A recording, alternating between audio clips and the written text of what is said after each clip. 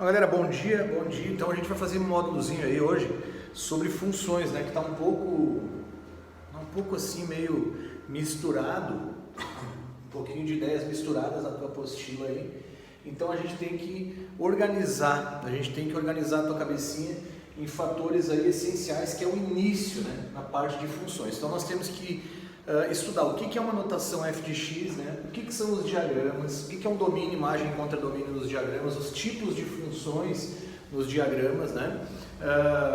Então nós temos que analisar isso. Quando não é uma função, representa uma relação, tudo isso aí a gente vai ver agora, tá?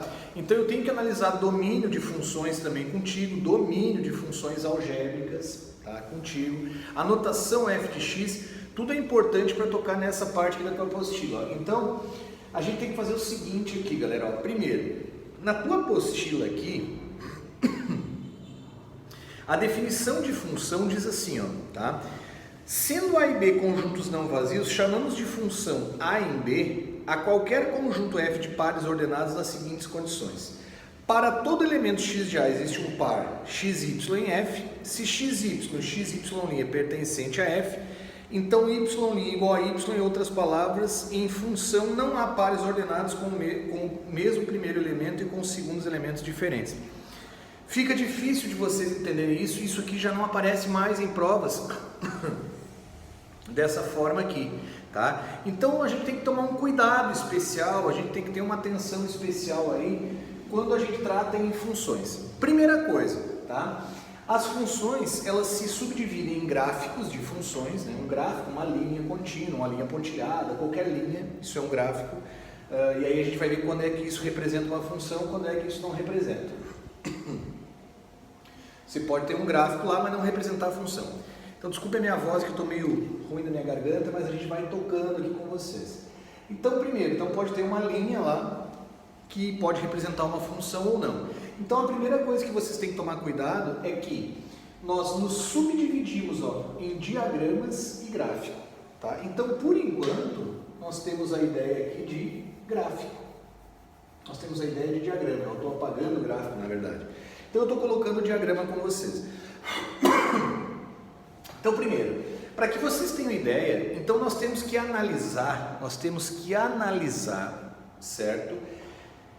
O que é um diagrama? Quando um diagrama desse representa uma função e quando não representa, tá? Então para isso nós temos, e aí claro, vocês podem estar me questionando, mas de onde é que saiu esses diagramas? Claro, isso aqui, esse diagrama nós temos exercício que nós construímos ele, vai dar uma função para ti, vai dar um conjunto A, um conjunto B, chamado o A domínio, B contra domínio. Com essa lei matemática você monta o diagrama e aí acaba julgando, tá? Então assim que vai funcionar. Primeiro, então a ideia que eu tenho que te ensinar é que isso aqui são os chamados diagramas de Venn, né? Diagramas matemáticos de Venn, as bolas de Venn, popularmente falando.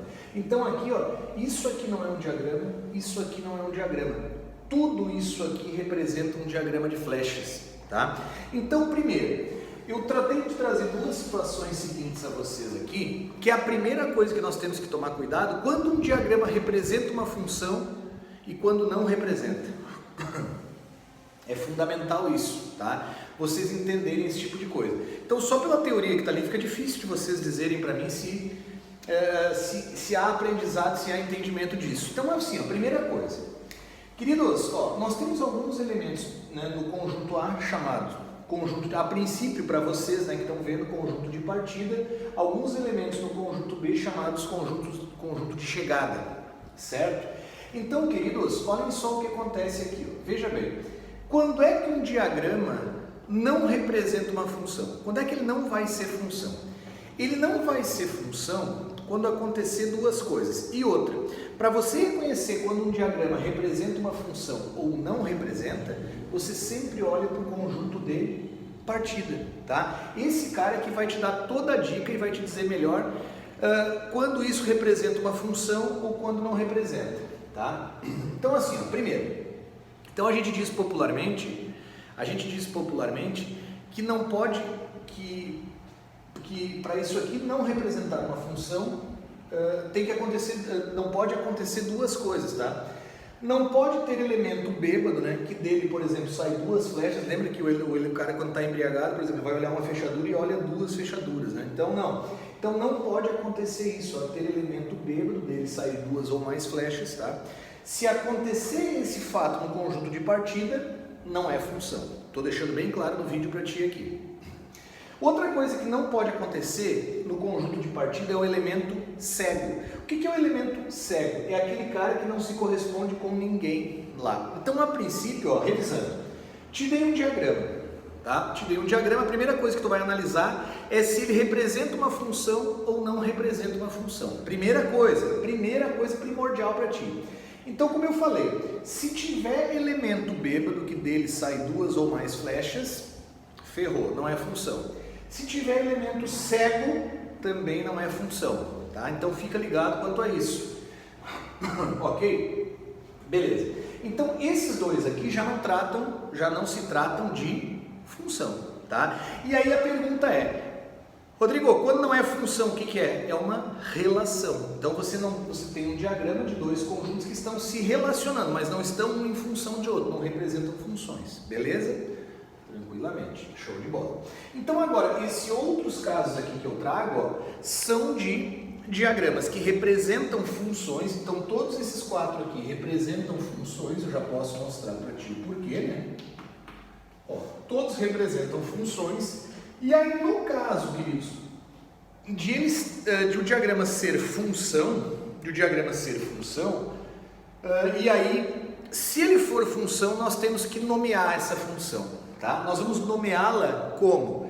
Nós vamos nomeá-la como injetora, ó, injetora, sobrejetora. Se ela for as duas ao mesmo tempo, ela será bijetora, ou ela será uma função do tipo simples. Perfeito? Então, queridos, olha só, primeiro, então aqui eu já vou apagar, porque tu já viu aí no vídeo, tu pode voltar depois que tu está assistindo, né? Que isso aqui representam relações. Por quê? Revisando, essa aqui porque tem elemento bêbado, que dele está saindo duas ou mais flechas, e esse aqui tem um elemento cego que não está se correspondendo com ninguém. Então, esse aqui são relações, beleza? Então, galera, agora veja bem o seguinte, ó, veja bem, então nós temos que ter aqui, pode ver que todos os outros diagramas representam funções. Esse aqui não tem elemento cego nem bêbado, esse aqui não tem elemento nem cego nem bêbado no conjunto de partida, esse aqui também não e esse aqui também não, tá tudo certo. Então depois eu vou ver aqui contigo, ó, a teoria mesmo, né, porque enquanto a gente está vendo macetes aí, mas a gente vai ver a teoria de injetora e sobrejetora, injetora e sobrejetora, beleza? Então olha só, primeiro, quando é que uma função é injetora, tá? Quando é que uma função é injetora? Bom, a função é injetora, queridos, vejam bem, aí eu te dou um macete aqui, depois eu te dou a teoria. Uma função é dita injetora, imagine o seguinte, que esses carinhas que estão aqui, ó, no conjunto de partida sejam arqueiros, e aqueles carinhas que estão lá no conjunto de chegada sejam alvos. Tranquilo? Então, para que esse diagrama represente uma função injetora, se esse arqueiro atirou naquele alvo, nenhum dos outros arqueiros poderá atirar naquele alvo. Certo? Ó, pode ver que o outro arqueiro atirou em alvo diferente do que foi flechado, e esse aqui atirou em um alvo diferente do que já foi flechado.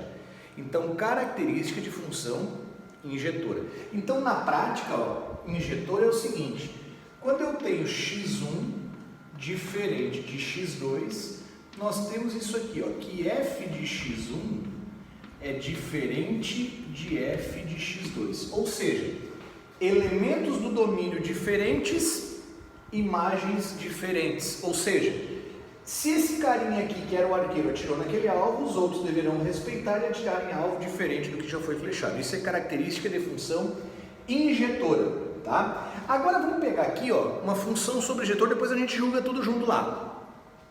Quando é que uma função é sobrejetora? Queridos, ó, para ver quando uma função é sobrejetora, basta você olhar para onde? Basta você olhar para onde?